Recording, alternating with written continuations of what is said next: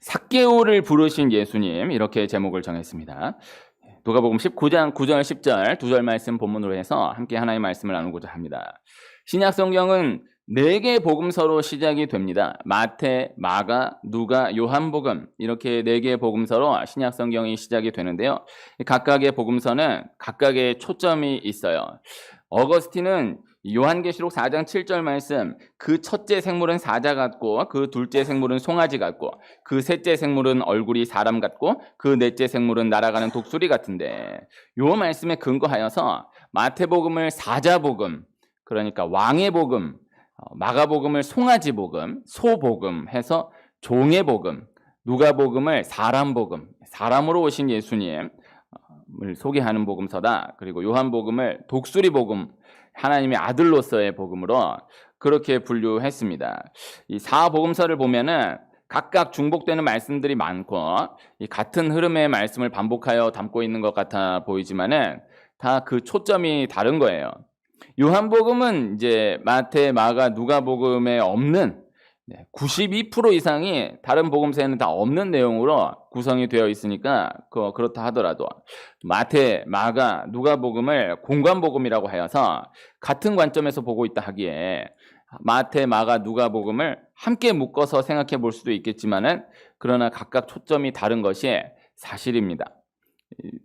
주보에 제가 오늘 이 사복음서에서 가장 중요하게 볼 수 있는 한 절씩을 이렇게 기록해 놓았거든요.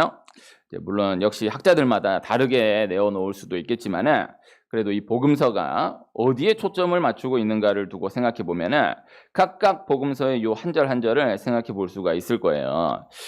맨 첫 번째 마태복음 1장 1절 아브라함과 다윗의 자손 예수 그리스도의 계보라. 마가복음 1장 1절 하나님의 아들 예수 그리스도의 복음의 시작이라. 그리고 요한복음 보면 요한복음도 1장 1절 태초에 말씀이 계시니라. 이 말씀이 하나님과 함께 계셨으니 이 말씀은 곧 하나님이시니라. 이렇게 마태복음 1장 1절을 두고서는 예전에 마태복음이 유대인의 관점에서 쓰여졌다라는 말씀을 다루면서 한번 말씀을 나눈 적이 있거든요. 마가복음이나 요한복음을 두고서도 한번 기회를 가졌으면 하는 마음이 있습니다.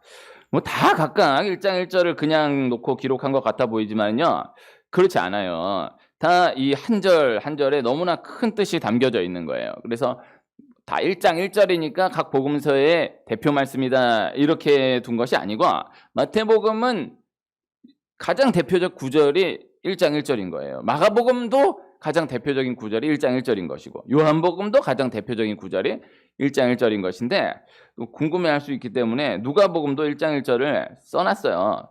우리 중에 이루어진 사실에 대하여. 근데 이거는 이제 누가복음 1장 1절이 뭐 꼭 어떤 지식이 없더라도 이 말씀이 누가복음에서 가장 중요한 말씀인 것 같다, 이렇게는 생각이 되지 않지 않습니까? 네. 그렇습니다. 네, 우리 중에 이루어진 사실에 대하여 이것도 이제 이 누가복음에서 아주 중요한 말씀으로서는 또 다뤄볼 수가 있겠지만요, 이 누가복음 1장 1절이 누가복음에서 가장 중요한 말씀이다 이렇게 말하기는 어려운 거예요. 오늘 이 누가복음 말씀을 함께 다루고 있지 않습니까?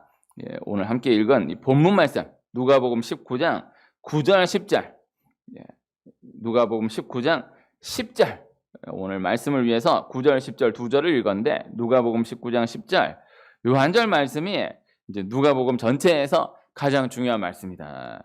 신학적으로는 분명 그렇게 꼽아서 드릴 수가 있을 거예요.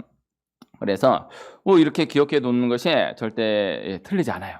마태복음에서는, 마가복음에서는, 요한복음에서는 각각 다 1장 1절이 가장 중요한 구절이다. 그 1장 1절이 마태복음이, 마가복음이, 요한복음이 어떠한 복음서인가를 말씀하는 말씀이다. 이렇게 생각해 볼 수 있는데, 누가복음은 19장 10절, 19장 10절 한 절이 누가복음이 어떠한 복음서인가를 소개할 수 있는 가장 대표적인 구절이다, 이렇게 꼽아드릴 수가 있을 것입니다.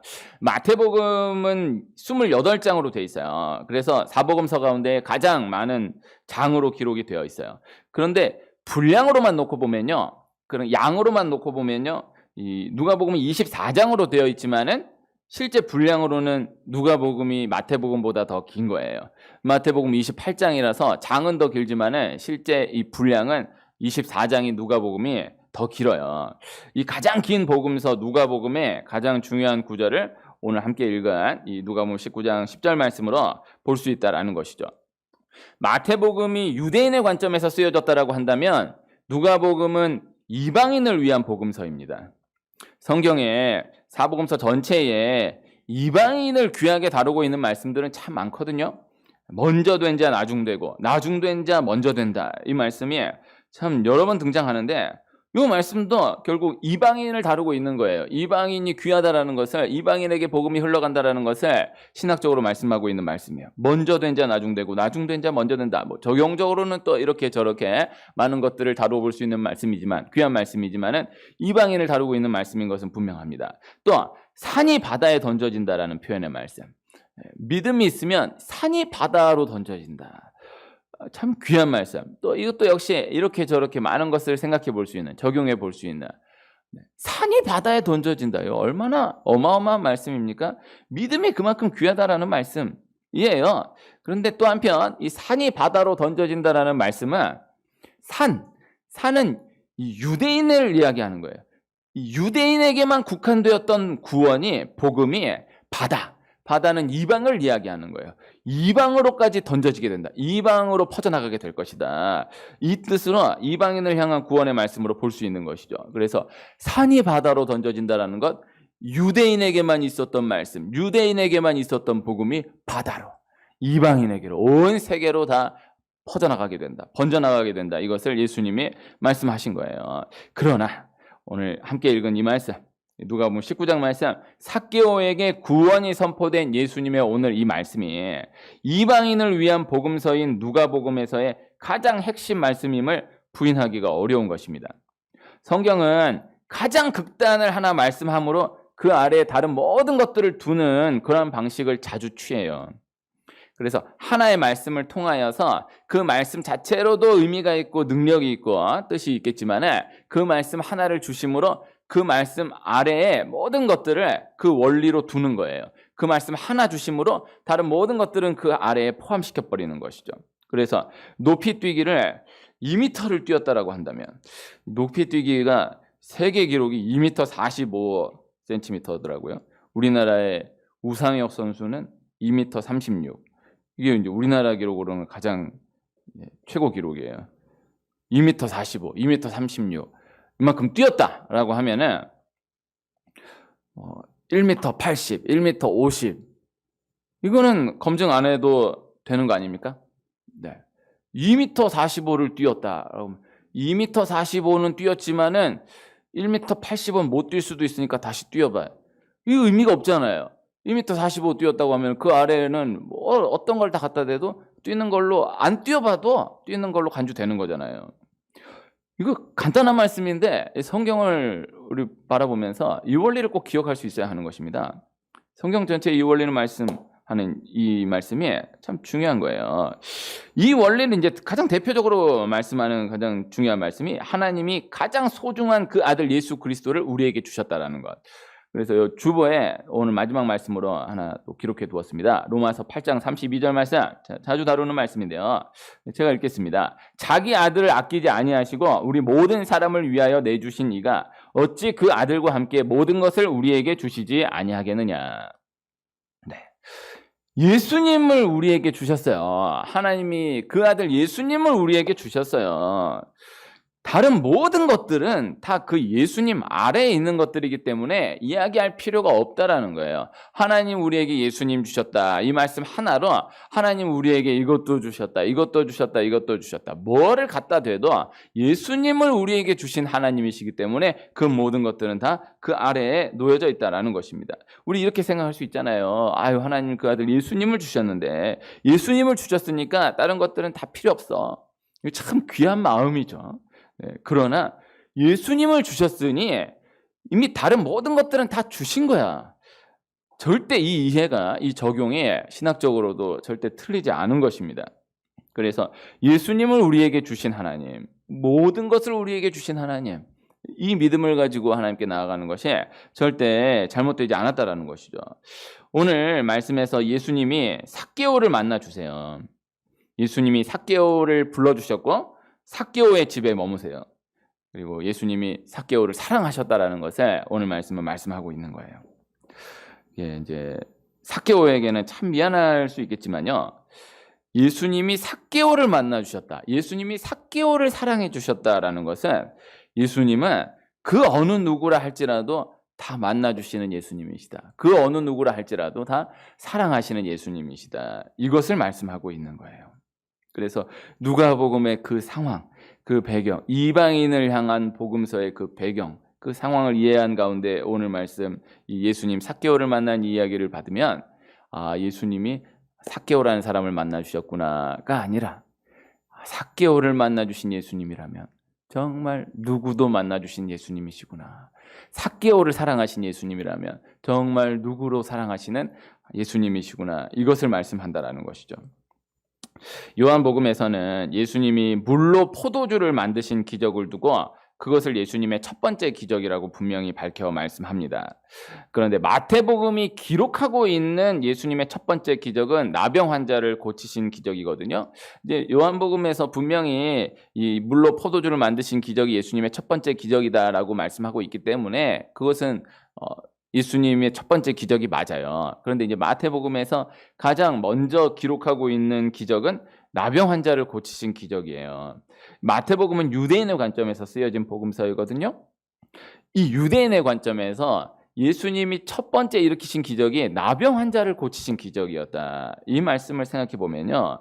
유대인의 관점에서 가장 악한 병, 가장 더러운 병, 가장 취약한 병으로 나병을 꼽는데 나병 환자도 나아갈 수 있는 예수님이시라면 나병 환자도 또 고치실 수 있는 예수님이시다라면 누구라도 예수님께 나아갈 수 있는 것이다라는 것을 말씀하는 것이고 또 누구라도 어떠한 병이라도 예수님은 고치실 수 있으신 분이시다. 이것을 말씀하는 것이다라는 것이죠. 그래서 나병 하나를 딱 말씀함으로 그 모든 나머지 어떤 병을 다 갖다 대도 그 아래에 다 두시는 거예요. 그 상황, 그 문화 가운데에서 이 말씀을 이해할 수 있어야 돼요.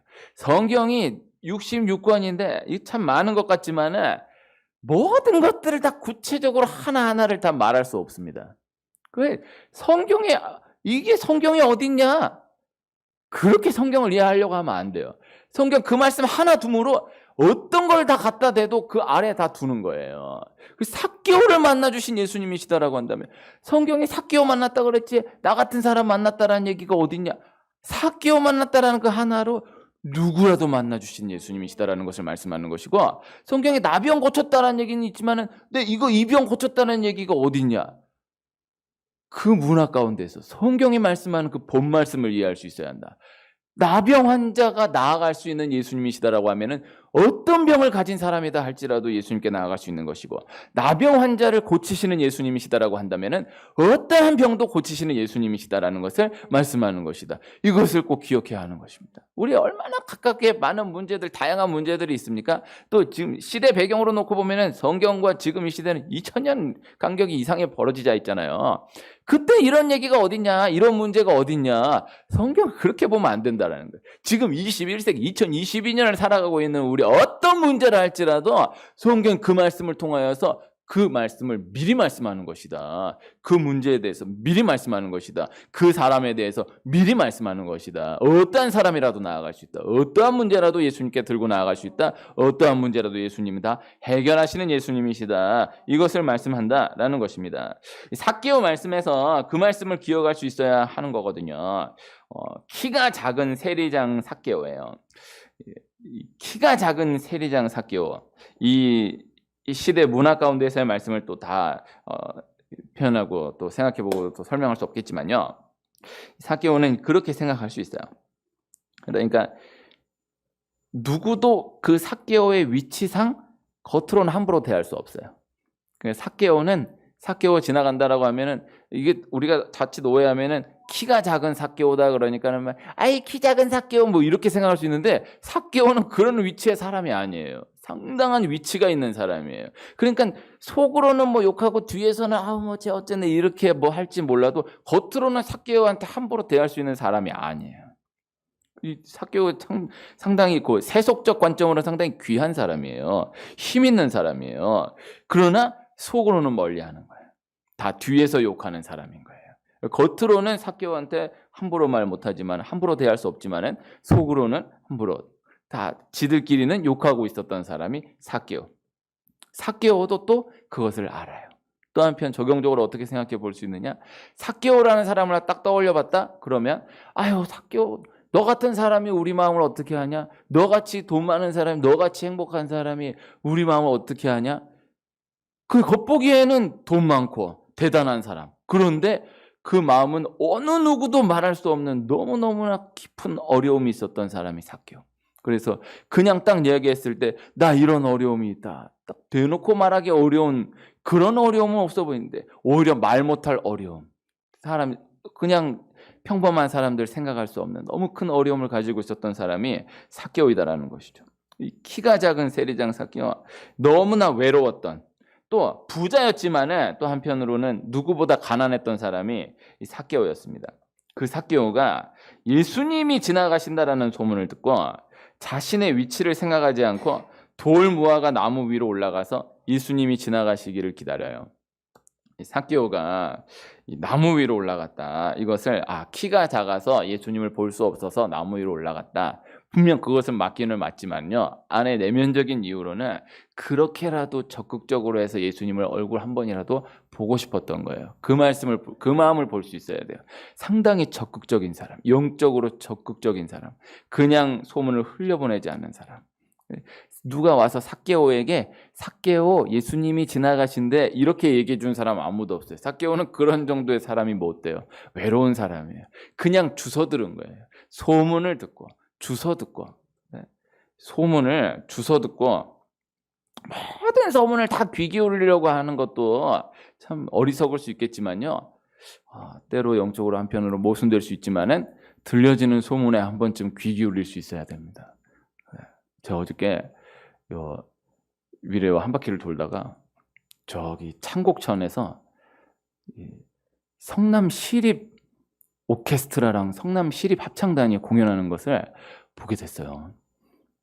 제가 거기까지 가는 날은 잘 없는데 내가 딱 갔는데 딱 오케스트라 마지막 곡 하더니 합창단이 나오는 거예요. 이야 진짜 오랜만에 어마무시한 귀한 공연을 봤습니다. 하나님이 나 보라고 딱 타이밍 맞춰 보여주셨네. 그래서 나는 근데 내가 무딘지 사람 꽉 왔더라고요. 그 창곡천에. 나는 알았으면 가볼까도 생각을 했을 텐데 나는 몰랐어요. 얘기해 줄 사람이 없어요. 그래서 그냥 가본 거예요. 보니까는 10월 또 첫 번째 토요일, 두 번째 토요일 10월 15일인가 금난세 씨가 위례 오신다네요. 그래갖고 위례 광장에서 공연을 한대요. 그런데 참 어제 보면서 이거 그냥 보기 너무 아까운 공연이다. 정말 잘하더라고요. 그래서 또 그 분위기가 위례가 참 아름다운 곳이구나 이런 생각을 했어요. 근데 이게 저도 가서 어쩌다가 걸려들었으니까 봤지. 이게 얘기해 준 사람은 없었거든요. 삭개오가 이게 누가 특별하게 챙겨준 사람이 없어요. 근데 그냥 이렇게 또 들은 거예요. 근데 얼굴에도 한번 봐야 되겠다 해서 뽕나무 위로 돌무화과 나무 위로 올라간 거예요. 예수 한번 얼굴 한번 보려고. 그런데 예수님이 그곳을 지나가시면서 삭개오야 내려오라. 삭개오의 이름을 부르시고 그 집에 유하시는 것이죠. 삭개오의 집에 머물러 주시는 것이죠. 삭개오는 예수님 얼굴 한번 보려고 했던 것뿐인데 예수님이 삭개오를 불러주시고 또 예수님이 삭개오의 집에 머물러 주신 거예요. 예수님을 너무나 즐거워하면서 영접한 삭개오는 예수님을 모신 이후에 예수님과의 만남 이후에 소유의 절반을 가난한 자들에게 주겠다고 또 만일 자기가 누구의 것을 속여 빼앗은 일이 있으면 네 갑절이나 갚겠다고 그렇게 이야기합니다. 그때 선포된 예수님의 말씀이 오늘 함께 읽은 말씀이에요. 삭개오 이야기 구간의 마지막 말씀이에요. 이 9절 10절 말씀 예수께서 이르시되 오늘 구원이 이 집에 이르렀으니 이 사람도 아브라함의 자손이미로다. 인자가 온 것은 잃어버린 자를 찾아 구원하려 함이니라. 이렇게 이 삭개오의 이야기의 말씀이 끝나요. 많은 것을 생각해 볼 수 있는 귀한 말씀이지만요. 삭개오 말씀은 간단하게 나누면 삭개오의 만남을 통하여서 표현된 예수님의 사랑 말씀이에요. 예수님과의 모든 만남의 말씀들을 보면요. 그 이야기 마지막에 선포된 예수님의 말씀이 그 이야기 전체의 가장 핵심인 경우가 대부분이거든요. 오늘 말씀에서도 예수님이 삭개오에게 하신 이 말씀이 이 9절 10절 요 2절 말씀이 이 삭개오 말씀의 가장 핵심인 중요한 말씀이 되는 것이죠. 오늘 구원이 이 집에 이르렀으니 이 사람도 아브라함의 자손이미로다. 예수님 그렇게 말씀해 주십니다. 당시 사람들 누가 보더라도 철저한 이방인, 구원이 임할 수 없는 이방인 삭개오에게 그 삭개오의 집에 예수님이 구원을 선포하시는 거예요. 그리고 삭개오에게 이 사람도 아브라함의 자손이미로다. 이렇게 선포하시는 거예요. 다른 말씀으로 표현하시지 않고 아브라함의 자손이다. 이렇게 표현하는 거예요. 아브라함의 자손, 철저한 유대인적 표현이거든요.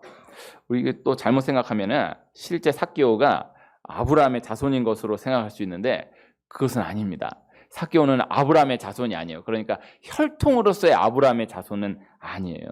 아브라함 족보의 그 계보의 사람은 아니라고요. 그런데 예수님이 삭개오를 아브라함의 자손이다라고 표현하여 말씀하시면서 그렇게 선포하시면서 삭개오를 바라보던 많은 사람들의 관점에서 삭개오의 구원을 선포하신 것이고 처음 하나님이 아브라함을 부르셨던 아브라함을 왜 부르셨는가 그에 대한 이유를 삭개오를 통해서 확증하시는 거예요. 이것이 중요한 거예요. 그래서 삭개오를 통해서 삭개오에게 구원이 임했다라는 것, 삭개오의 가정에 구원이 임했다라는 것, 삭개오가 아브라함의 자손이다라고 칭함받았다라는 것. 그래서 삭개오에게 있어서도 이 이야기 너무너무 중요하지만은 그 바라보고 있는 많은 사람들, 이 뭇사람이 보고 7절 보면 뭇사람이 보고 수군거려 이르되 저가 죄인의 집에 유하러 들어갔도다. 그래서 이 삭개오를 바라보면서 예수님과 삭개오의 그 만남을 바라보면서 뒤에서 쑥떡쑥떡 하고 있는 그 사람들 들으라고 말씀 선포하신 거예요. 예수님의 옷자락을 만져서 구원받은 여인에게 예수님이 그 여인에게 구원을 선포하신 것은 그 여인에게 구원을 선포하신 것이 우선 중요하지만 그 여인을 두고 함께 바라보고 있던 그 수많은 군중, 예수님 옷자락 한번 만지기도 쉽지 않을 정도로 꽉 둘러싸였던 그 사람들 들으라고 예수님 선포하신 거거든요. 이 삭개오에게 구원이 임했다. 삭개오의 가정에 구원이 임했다. 삭개오가 아브라함의 자손이라 칭함받았다. 이것은 나에게도 구원이 임했다라는 것을 말씀하는 것이고 우리 가정에도 구원이 임했다라는 것을 말씀하는 것이에요. 내가 아브라함의 자손이다라는 것이죠. 그 상황을 바라보았던 많은 사람들에게 또 이 말씀을 오늘 대안에 우리 한 분 한 분에게 하나님 그것을 말씀하는 것이다 라는 것입니다. 그리고 이어지는 마지막 예수님의 말씀, 인자가 온 것은 잃어버린 자를 찾아 구원하려 함이니라. 삭개오를 두고 잃어버린 자로 표현하여서 말씀해 주셨어요. 그러니까 원래 안중에 없었던, 원래 이 안에 없었던 사람을 끼워주겠다, 넣어주겠다라고 표현하신 것이 아니라 원래 이 안에 있던 사람이었는데 잃어버렸다가 다시 찾은 것이다. 이렇게 표현한 거예요. 이 개념이 중요한 거예요. 사람이 하나님을 처음 만나게 된 그때에 그 사람은 자신이 하나님을 처음 만나게 되었다. 나 하나님 처음 만나게 되었다. 처음 뵙겠습니다. 이렇게 생각한다라고 해도 그 사람은 원래 하나님 안에 있었던 사람이었다라는 거예요. 잃어버린 사람을 다시 찾은 것이다라는 거예요. 하나님 그렇게 말씀하시는 거예요. 그러니까 없었던 것이 생겨났다라는 개념이 아니라 본래 있었던 것이 회복되었다라는 개념인 것입니다. 이것이 하나님 안에서 모든 것을 대하는 영적인 원리가 되는 거예요. 그러니까 예수님이 삭개오를 두고 삭개오야 네가 나무 위에 올라가 있어서 눈에 띄어가지고 내가 불러줘가지고 이렇게 처음 만나게 돼서 이렇게 너희 집에 내가 함께 하게 되었다. 이렇게 생각할 수 있을지 모르겠지만은 그거 아니다라는 거예요. 너는 본래 내 안에 있던 사람이었는데 잠시 잃어버렸었던 것뿐이다라는 거예요. 내가 아브라함의 자손이 아닌 너를 특별하게 아브라함의 자손으로 넣어주겠다라고 말씀하신 것이 아니라 너는 본래 아브라함의 자손이다라는 거예요. 아니었던 사람을 넣어주는 것이 아니라 아니었던 사람을 끼워주는 것이 아니라 잃어버렸던 사람을 다시 찾은 것이다. 이렇게 말씀하고 계시다라는 것입니다. 예수님의 이 근본적인 사랑의 표현이 삭개오를 녹아지게 했고 삭개오를 변화시켰어요. 예수님이 삭개오를 사랑하셨고 그 사랑을 표현하여 말씀하신 거예요. 이것이 오늘 말씀입니다. 오늘 말씀의 이유를 다른 것으로 설명할 수 없고 또 다른 모든 상황 가운데에서의 오늘 말씀과 같은 대응을 또 다른 것으로 설명할 수가 없어요. 사랑하기 때문인 거예요. 그 이상의 이유를 설명할 수 없고 또 왜 사랑하는가에 대한 이유 역시도 설명할 수 없는 거예요. 오늘 말씀은 다른 어떤 구체적인 내용을 담고 있는 말씀은 아닙니다. 그저 예수님이 돌 무화과 나무에 올라가 있던 삭개오의 이름을 부르셨다. 그리고 그 삭개오의 집에 잠시 머무셨다. 삭개오의 집에서 무슨 일이 있었다. 이런 것을 특별하게 기록하고 있지 않아요. 그냥 삭개오를 부르시고 삭개오의 집에 머무셨다. 이것이 전부예요. 그런데 그것이 핵심이에요. 성경 기록하고 있지 않지만은 예수님이 삭개오의 집에서 어떤 기적을 일으키셨을 수도 있죠. 또 예수님이 삭개오의 집에서 성경 기록하고 있지 않지만은 참 많은 말씀을 전하셨을 수도 있죠. 그러나 예수님이 삭개오를 불러주시고 예수님 삭개오의 집에 잠시 머무셨다라는 그 자체가 핵심이다라는 것입니다. 그리고 예수님이 이 여정상 추측해 보면은 삭개오의 집에 그렇게 오래 머무셨던 것으로 보이지 않아요. 그러나 중요한 것은 또 이 전체 여정 가운데서 중요한 것은 예수님의 이 쭉 진행되는 여정을 보면 이 예수님이 여리고로 들어가 지나가시면서 삭개오를 만나시고 삭개오의 집에 머물게 되신 건데 이 삭개오의 이 집에 들어가기 위해서 삭개오의 집에 잠시 머물기 위해서 일부러 여리고를 들어 지나가신 것이다. 이렇게 보는 것이 맞다라는 것이죠. 그래서 예수님이 십자가를 지러 예루살렘으로 올라가는 이 마지막 길에 일부러 여리고를 들어 지나가셨다라는 것은 그곳에 살고 있던 삭개오의 집에 잠시 머물기 위함이었다라는 것입니다. 그래서 곧 있게 될 예수님의 십자가 고난과 죽음, 부활이 삭개오 한 사람, 이 삭개오 한 사람을 위한 것임을 예수님이 삭개오의 집에 머물러 주심으로 말씀해 주셨다라는 거예요. 그것이 중요한 것입니다. 사랑하지 않는 사람, 꼭 사랑하지 않는다라고 표현하는 것을 게 아니더라도 관심 없는 사람이라면은 거의 잠깐 함께 하는 것이 참 길게 느껴집니다. 네. 엘리베이터 요 2층짜리 요 타도 1층 타고 2층 오면은 몇 초 안 되는데 거기 잠깐 모르는 사람하고 같이 타면은 그 몇 초가 상당히 길어요. 네. 그 시간이 깁니다. 그러나 사랑하는 사람과 함께 시간을 갖게 된다면 그보다 더한 행복이 없는 거잖아요. 너무나 사랑하는 사람, 너무너무 만나고 싶었던 사람과 10분을 함께 한다라고 하면은 그 10분이 너무너무 짧은 거예요. 10분 함께 한다. 그러면은 그 시간 째깍째깍 가는데 그 1분, 아이고 벌써 1분이 갔네. 아이고 이제 5분밖에 안 남았네. 아이고 1분 끝나. 아이고 10분이 그냥 이렇게 지나가는 거예요. 그 10분, 그 1분 1분이 너무 아쉽잖아요. 그 너무 사랑하는 사람이라고 하면 1시간을 함께해도 2시간을 함께해도 요 예배 1시간 너무 사랑한다. 이거 뭐 너무 사랑하면은 시간 너무너무 아쉬운 것이죠. 금방 지나가는 거죠. 후딱 지나가는 거죠. 너무나 사랑하는 사람은 한 번을 만나도 그 한 번의 만남이 참 큰 것입니다. 하나님이 우리를 너무나 사랑하신다. 하나님 우리 한 분 한 분을 너무나 사랑하신다. 그저 사랑하신다. 그냥 좋으신 것이고 함께 있는 것이 그저 좋으시다. 그래서 이것을 말씀 전달드리고 우리가 해야 할 일은 그저 받아들이는 것뿐이다. 이것이 전부예요. 그래서 삭개오 말씀을 두고 이렇게 해야 한다. 이렇게 해야 한다. 이렇게 말씀을 나누기가 어려워요. 삭개오 말씀이 그 대표적 말씀이고 사실 성경의 수많은 말씀들은 이렇게 해야 되겠구나. 이러면 안 되겠구나. 참 귀한 마음이지만 그냥 그랬구나. 이렇게 받아들이는 것이 귀한 거예요. 그래서 예수님 삭개오를 정말 사랑하셨구나.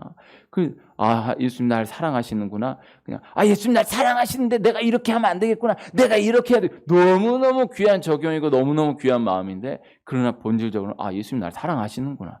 그냥 그런 거구나.